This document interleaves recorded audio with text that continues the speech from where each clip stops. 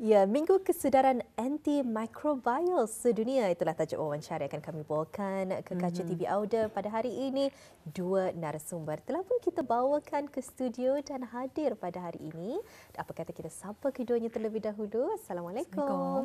Waalaikumsalam. Apa kabarnya hari ini? Sehat? Alhamdulillah. Alhamdulillah. Ya. Bersama dengan kita pada pagi ini di sebelah Nadirah ialah Yang Mulia Puan Dr. Hajaria Miza Natalie binti Haji Momin, merupakan konsultan penyakit berjangkit, dan di sebelah Puan Dr. Hajaria Miza iaitu bersama dengan Yang Mulia Puan Wardah binti Haji Muhammad Daud, merupakan ahli kimia ubat farmasi pesakit luar Hospital Raja Isteri Pengiran Anak Saleha. Jadi ini akan kita perkatakan berkenaan dengan Minggu Kesedaran Antimicrobial Sedunia. Jadi kita mulakan daripada Puan Natalie, ya. Senang dipanggil Puan Natalie. Ya, terima kasih. Ya, boleh. Okey. Jadi kita bersama dengan Puan Natalie mungkin dapat mengongsikan apakah dia Minggu Kesedaran Antimicrobial ini. Okey, terima kasih. Jadinya Minggu Kesedaran Antimikrob Sedunia ataupun World Antimicrobial Awareness Week, secara ringkas kita panggil WOW sahaja, WOW 2022 adalah satu kempen yang dipromosikan bukan sahaja oleh WHO atau Pertubuhan Kesihatan Sedunia, akan tetapi pihak-pihak di bidang kesihatan yang berkepentingan yang lain, dan ianya diraikan pada tiap tahun pada 18 sehingga 24 hari bulan November. Jadinya matlamat WOW ini adalah untuk meningkatkan kesedaran orang ramai, para pekerja kesihatan, para penggubal dasar serta pihak-pihak berkepentingan yang lain mengenai betapa pentingnya masalah rintangan antimikrob ataupun antimicrobial resistance atau secara singkat kita panggil AMR adalah salah satu daripada 10 ancaman kesihatan global teratas. Jadinya kesihatan ini adalah diharap boleh memupuk perpaduan yang lebih mantap di antara negara-negara, institusi, komuniti dan individu dalam sama-sama menangani masalah wawannya. Jadinya tema WOW pada tahun ini adalah bersama mencegah rintangan antimikrobial.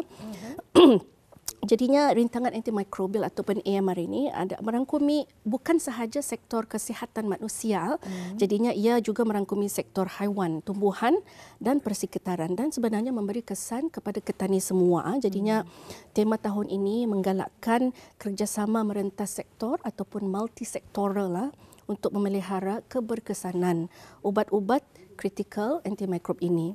Jadinya memerangi AMR ini adalah sebenarnya masalah global dan mesti ditangani melalui pendekatan atau approach One Health, sehati sejiwa. Jadinya demi membendungnya dengan berkesan, sebenarnya semua sektor patutnya menggabung tenaga supaya menggalakkan penggunaan antimikrob secara berhemah, judicious use, serta mengambil langkah-langkah pencegahan yang tertentu.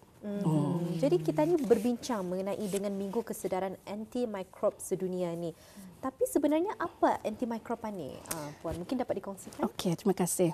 Jadi barangkali istilah antimikrob ini bukannya perkataan hari-harian kita ni. Jadinya sebenarnya antimikrob atau ubat antimikrobial merupakan istilah yang digunakan untuk merangkumi kumpulan ubat yang digunakan untuk merawat jangkitan. Jadinya ada jenis-jenis kuman yang boleh dirawat dengan ubat-ubat yang khusus digunakan untuk merawat kuman tersebut. Umpamanya jenis-jenis jangkitan kuman boleh disebabkan oleh kuman bakteria, jadinya rawatannya dipanggil antibiotik. Kuman virus seperti COVID, rawatannya antiviral. Kuman mycobacteria, kuman yang menyebabkan jangkitan tuberculosis atau TB, rawatannya dipanggil antimycobacterial atau antituberculous. Kuman fungus, antifungal, kuman parasit seperti malaria digelar antiparasit. Jadi ini secara kolektif atau bersama, semua rawatan antibiotik, antiviral dan seterusnya dipanggil ubat antimikrobial. Jadinya ini adalah macam istilah yang secara lebih menyeluruh dan istilah ini telah digunakan dalam respons dunia melawan AMR sejak 2020 sebagai usaha yang lebih meluas, kerana AMR ini sebenarnya mengancam rawatan bermacam-macam jenis jangkitan oleh bermacam-macam jenis kuman. Ya, alhamdulillah. Jadi itulah sedikit sebanyak kita mengetahui mengenai dengan antimicrobial ini. Jadi masih lagi bersama dengan Puan Natalie, mungkin dapat dikongsikan juga rintangan antimicrobial timbul dan apakah sebetulnya impak ataupun kesan daripada antimikrobial ini, Puan? Terima kasih. Jadinya secara amnya penggunaan antibiotik atau antimikrob secara tidak betul, tidak tertentu atau berlebihan akan menyebabkan rintangan antibiotik. Sebenarnya rintangan antimikrob ini atau AMR ini adalah proses yang semula jadi dalam kuman. Apabila kuman sejenis kuman itu terdedah kepada antibiotik, kuman yang baik dan kuman yang jahat hanya katanya yang menyebabkan masalah itu semua musnah sama-sama, dan kuman yang orang kata ni kabal atau mampu merintang antibiotik ini akan orang survive, diorang akan tetap bertahan. Jadinya kalau sekiranya antibiotik digunakan secara tidak berhemah, secara berlebihan, tidak sesuai, kuman yang kabalannya membiak dan akan take over atau mengambil alih, dan juga bukan sahaja membiak dan menular, ia juga mampu mengongsikan ciri rintangan antimikrob ini dengan kuman yang lain. Jadinya ia share the love lah tu kiranya. Jadinya bukan ia sahaja kabal, akan tetapi kuman-kuman yang lain yang di sekelilingnya pun turut menjadi kebal. Jadinya apabila ini berlaku, secara basicnya lah antibiotik yang digunakan sebelum ini tidak lagi efektif, tidak akan berkesan. Jadinya rawatan yang digunakan itu pun gagal. Ini yang orang memberi watir, orang kata ni.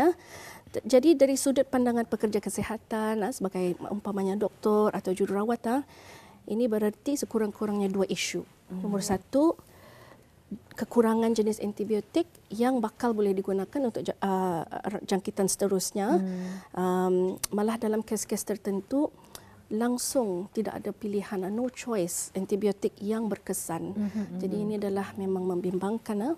Dan isu kedua adalah kita ni boleh lupa dalam kita ni menangani infection atau jangkitan ini boleh merebak. Jadinya langkah-langkah kawalan dan pencegahan jangkitan juga diperlukan untuk mengurangkan risiko jangkitan AMR ini merebak dari pesakit lain dan tempat yang lain. Dan secara langsung kalau kita tahu, jadinya kalau sekiranya pesakit itu mendapat jangkitan yang complicated atau rumit sedikit, jadinya ini menyebabkan secara keseluruhan kos penjagaan kesihatan meningkat kerana jangkitannya menjadi teruk atau memerlukan rawatan yang intensif dan memanjangkan tempoh rawatan mereka. Jadinya risiko kematian dan penyebaran jangkitan kepada orang lain pun turut meningkat. Jadi pada masa ini senario ini sudah menjadi terlampau kerap kalau berbanding dengan tahun-tahun yang dulu. Jadi memang ini menjadi membimbangkan bukan sahaja di negara kita ni, locally, bahkan regionally dan sejagat juga. Jadi ini memang masalah yang besar. Di antara perkongsian doktor sebelum tadi ada menyebut mengenai dengan One Health. Apa sebenarnya One Health ini? Mungkin dapat dikongsikan? Okey, terima kasih. Jadinya One Health ini adalah istilah yang kira malar dicakapkan dalam when we talk about menangani masalah sejagat, kesihatan sejagat. Jadinya penggunaan antimikrob ini tidak terhad dalam sektor kesihatan manusia sahaja, seperti saya katakan tadi, akan tetapi sebagaimana yang disebutkan tadi, ianya melingkungi dan melibatkan sektor-sektor yang lain, khususnya sektor haiwan, tumbuhan dan persekitaran. Jadinya kita memerlukan penglibatan semua sektor ini. Sebabnya mereka memang relevan dan memerlukan kerjasama secara kolaboratif. Ini perkataan yang malar yang orang kata ni malar digunakan dalam sama-sama kita ni menangani isu AMR ini demi kebaikan bersama dan untuk memastikan kita ni terus membangun sebagai masyarakat global dan mesti dijalankan secara sustainable ataupun mampan. Okey, jadinya One Health itu melingkungi semua sektor. Kalau dikatakan di tahap kebangsaan di Brunei Darussalam, pihak Kementerian Kesihatan menganggap isu rintangan antimikrob ini adalah salah satu dalam keutamaan dalam sasaran strategik kementerian. Jadinya antara inisiatif-inisiatif multisektoral kerjasama di antara Kementerian Kesihatan dan Kementerian Sumber-Sumber dan Pelancongan adalah untuk menanganinya bersama, dan inisiatif ini sedang dijalankan di semua sektor manusia, tumbuhan dan haiwan, dan bakal insya-Allah persekitaran juga. Jadi memang di tahap apa namanya ni di tahap kementerian, pengglobal dasar dan sebagainya, ini memang dianggap cukup penting dan sedang ditangani insya-Allah. Ya, alhamdulillah. Jadi kita telah mengetahui sedikit sebanyak ya berkenaan dengan apakah dia itu antimicrobial ini. Jadi kita akan bersama dengan Puan Doktor nanti. Kita akan beralih kepada Puan Wardah ya, iaitu merupakan ahli kimia ubat farmasi pesakit luar. Jadi apa sebagai orang ramai ya, mungkin apa yang dapat mengurangkan rintangan bakteria terhadap antibiotik ini? Puan, terima kasih. So pertama sekali antara langkah-langkah yang boleh diambil untuk mencegah dan mengurangkan rintangan antibiotik ialah pertama sekali ambil antibiotik hanya apabila diarahkan atau diprescribe oleh Dr. Auda. Jangan sesekali meminta antibiotik Auda apabila Dr. Auda mengesahkan yang ianya tidak diperlukan untuk merawat penyakit Auda. Contohnya seperti penyakit ringan, selesma, ia tidak memerlukan antibiotik. Jadi tidak perlu untuk kita meminta doktor minta ubat antibiotik. Jadi hanya perlu mengambil antibiotik apabila doktor memprescribe. Jadi yang keduanya, makan ubat antibiotik Auda secara betul dan teratur mengikut arahan yang diberikan. Auda perlu mengetahui nama ubat Auda, cara makan ubat Auda, termasuk kekerapan dos dan tempoh ubat itu perlu dimakan. Artinya kita mesti tahu berapa kuantiti yang perlu kita adalah. Okey. Kemudian habiskan antibiotik Auda mengikut tempoh yang telah ditetapkan, walaupun Auda sudah boleh merasa sehat ataupun sembuh. Auda mesti menghabiskan antibiotik Auda. Contohnya, jika tempoh yang ditetapkan adalah untuk 5 hari. Tapi dalam hari kedua, ketiga, Auda merasa sembuh, Auda perlu tetap menghabiskan ubat antibiotik Auda. Okey. Ini kerana jika Auda tidak menghabiskan antibiotik seperti yang diarahkan oleh doktor, ini akan mengakibatkan rintangan antibiotik dan risiko berlakunya jangkitan semula di masa akan datang. Jadi itu dengan itu penting untuk kita menghabiskan rawatan antibiotik tersebut. Okay. And then the next one, jika sekiranya terdapat baki kandungan ubat antibiotik setelah habis tempoh yang ditetapkan, contohnya antibiotik sirap lah tu, sepatutnya Auda memerlukan 50 ml saja untuk dalam masa 5 hari. Tapi biasa yang dibekalkan oleh farmasi sendiri adalah 70 ml. Jadi ada 20 ml baki. 20 ml baki itu Auda perlu buangkan. Jangan untuk disimpan untuk kemudian hari. Okay? So jangan berkongsi. Ini yang penting. Jangan berkongsi atau memberi ubat antibiotik Auda kepada saudara mara atau rakan lah. Jangan sarankan jugalah kepada rakan ataupun keluarga Auda, ini ubat antibiotik ini baik. Tidak boleh tidak boleh berkongsi dan memberikan antibiotik tersebut. Ini kerana antibiotik seperti yang Dr. Natalie katakan tadi, ubat antibiotik ada pelbagai jenis dan hanya doktor yang boleh menentukan antibiotik yang sesuai. Maksudnya di sini bukan ahli farmasi, hanya doktor yang boleh menentukan antibiotik yang sesuai untuk merawat jangkitan habis kita. Jadi malah antibiotik tersebut kemungkinan tidak sesuai pada orang lain. Seumpamanya mungkin orang lain ada alahan ataupun interaksi dengan ubat bulanan mereka dan sebagainya. Jika mereka meminta sekalipun, Auda sepatutnya jangan mengambil ubat tersebutlah. Sarankan kepada mereka untuk berjumpa doktor secepatnya bagi untuk penyakit mereka. Okey.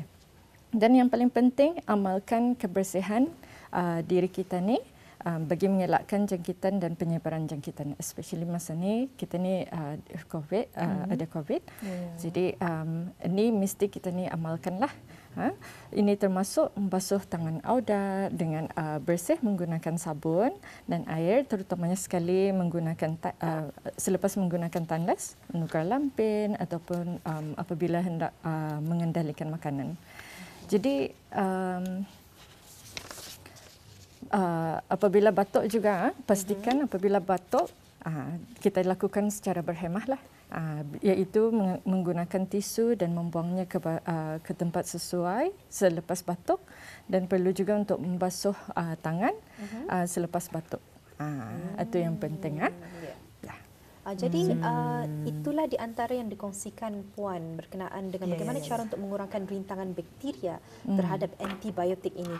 Tapi sebenarnya jadi persoalan juga bagaimana cara untuk mengambil antibiotik ini dengan betul dan teratur. Okey, Auda perlu mematuhi arahan atau nasihat berkaitan dengan penggunaan ubat antibiotik yang betul dan teratur supaya ia kekal berkesan. Ia kekal berkesan untuk merawat jangkitan habis kita. Jadi Auda perlu mengetahui beberapa maklumat pada label ubat Auda seperti yang dipaparkan pada skrin Auda. Mungkin akan dipaparkan berkenaan dengan bagaimana untuk mengetahui label ubat Auda. Mungkin ada di antara label tersebut berkenaan dengan kekuatan ubat ataupun bentuk ubat dan kuantiti ubat, manakala ada nama ubat dan cara-caranya juga lah. Mungkin dapat dikongsikan dengan lebih lanjut lagi bersama dengan Puan Wardah. Okey, maklumat yang perlu habis kita ketahui pada label ubat Auda. Pertama sekali, Auda perlu memastikan bahawa ubat itu adalah ubat Auda untuk Auda sendiri. Pastikan nama pesakit pada label itu adalah nama penuh habis kita, bukan pesakit lain. Jadi dan juga kita perlu mengetahui nama ubat antibiotik Auda. Pastikan ini kerana terdapat banyak jenis ubat antibiotik. Jenis antibiotik yang diberikan oleh doktor akan bergantung pada jenis penyakit ataupun jenis bakteria. Jika ubat dalam bungkusan blister atau kertas timah, nama ubat berkenaan akan ada tercatat pada belakang ataupun bungkusan tersebut. Jadi Auda juga perlu mengetahui termasuk pada kekuatan ubat, adakah ia macam 625 mg ataupun dan sebagainya. Dan bentuk ubat juga, tablet ke kapsul atau sirap, Auda perlu ketahui. And cara makan ubat Auda juga penting. Terutama sekali makan dos, berapa biji tablet atau kapsul yang perlu ditelan. Jika sekiranya sirap atau suspensi yang diberikan, Auda perlu mengetahui berapa mil untuk diberikan kepada contohnya macam kanak-kanak. Okey, untuk orang dewasa kita boleh gunakan sudu ataupun medicine cup. Bagi kanak-kanak kita boleh menggunakan syringe. Okey. Jadi kekerapan dos juga penting kita untuk mengambil ubat tersebut. Jika ubat tersebut perlu dimakan 2 kali sehari, jadi artinya ia bermaksud perlu dijarakkan 12 jam kan tu, setiap 12 jam. Ataupun jika ubat tersebut perlu dimakan 3 atau 4 kali sehari, jadi perlu kita jarakkan masa untuk mengambil ubat tersebut setiap 6 ke 8 jam sehari. Jadi tempoh ubat Auda harus dimakan juga penting. Auda perlu, seperti yang saya katakan tadi, Auda perlu habiskan antibiotik Auda mengikut tempoh yang ditetapkan walaupun Auda sudah merasa sihat. Seperti yang saya terangkan tadi, walaupun sudah sembuh, hari kedua, ketiga, untuk tempoh 5 hari, Auda perlu habiskan sampai hari ke-5. Okay? Dan lain-lain maklumat atau arahan tambahan juga penting jika ada seperti dimakan seperti bersama makanan ataupun sebelum makan, itu juga penting untuk Auda ketahui. Goncang botol sebelum gunakan, simpan di dalam peti sejuk bagi antibiotik jenis sirap atau suspensi. Dan juga Auda perlu ketahui tarikh mansuh ubat antibiotik tersebut, terutama sekali ubat sirap atau suspensi, biasanya mempunyai tarikh mansuh yang pendek apabila setelah dibancuh. Jadinya bila sudah ia mansuh, ia tidak boleh lagi digunakan. Jika Auda terlupa makan ubat yang pada waktu yang ditetapkan, Auda boleh makan ubat tersebut sebaik saja Auda ingat. Akan tetapi jangan sesekali kita menggandakan dos. Okey. So Auda perlu memastikan bahawa Auda memahami penerangan ubat yang diberikan oleh ahli farmasi mengenai ubat Auda dan membaca dan memahami label ubat.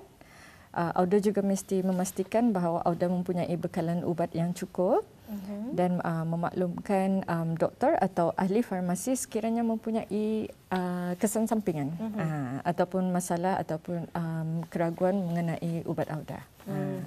Ya, alhamdulillah, seperti yang kita saksikan, inilah yang dimaksudkan oleh Puan Wardah sebentar tadi berkenaan dengan label ubat bis kita yang perlu bis kita ketahui, dan untuk memastikan ubat itu adalah untuk bis kita sendiri, ya.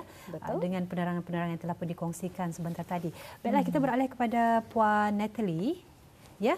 Kita akan beralih kepada Puan Natalie, tapi sebelum itu kita masih lagi bersama dengan Puan Wardah lah, ya, untuk mengongsikan bagaimana sebetulnya cara penyimpanan ubat-ubat antibiotik yang betul ini. Okey. Puan. Terima kasih.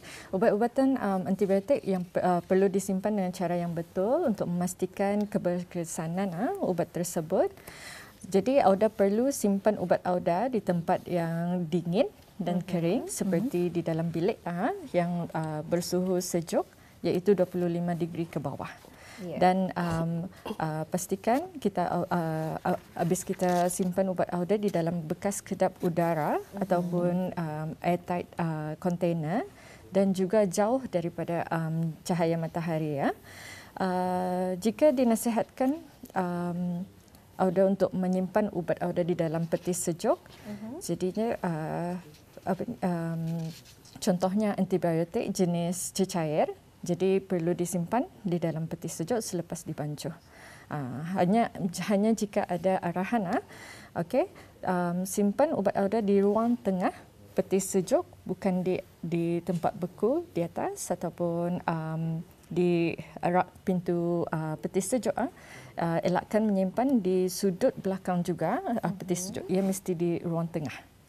Jadi ini kerana kalau habis kita menyimpan di sudut belakang peti sejuk, ia boleh membekukan ubat tersebut. Jadi jika Auda menyimpan di rak pintu peti sejuk juga, suhu boleh berubah-ubah sebab kita selalunya buka tutup peti sejuk, kan. Jadi kalau boleh di ruang tengah lah, and then simpan antibiotik di tempat yang tidak boleh dicapai oleh kanak-kanak, ataupun di tempat yang berkunci bagi mengelakkan keracunan.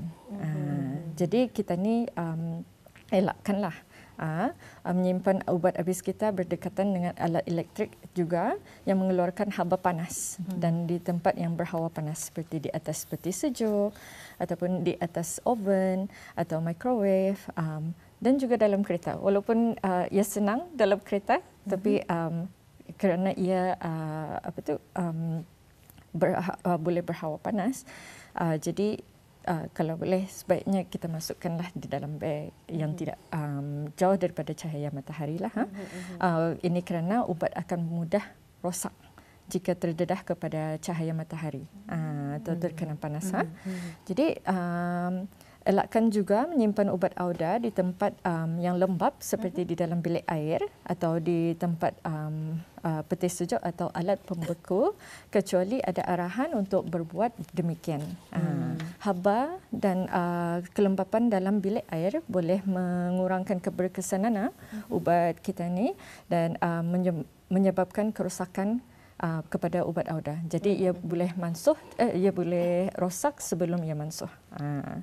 Jadi jangan kita elakkan juga memindahkan ubat auda daripada bekas asal ataupun bekas yang dibekalkan oleh farmasi ke bekas yang lain. Kecuali alat untuk mengingati jadual pengambilan ubat. Ini kerana ini kerana untuk mengelakkan kehilangan informasi atau maklumat yang penting seperti label ubat atau tarikh mansuh. Jadi simpanlah sampai habis rawatan. Jadi jika sekiranya Auda ada soalan mengenai penggunaan atau penyimpanan ubat antibiotik, Auda boleh menanyakan kepada pegawai farmasi di farmasi berdekatan. Baiklah, itulah yang dikongsikan berkenaan dengan bagaimana cara efektif untuk menyimpan ubat-ubatan antibiotik ini. Satu maklumat yang sangat menarik, jarang kita diskusikan.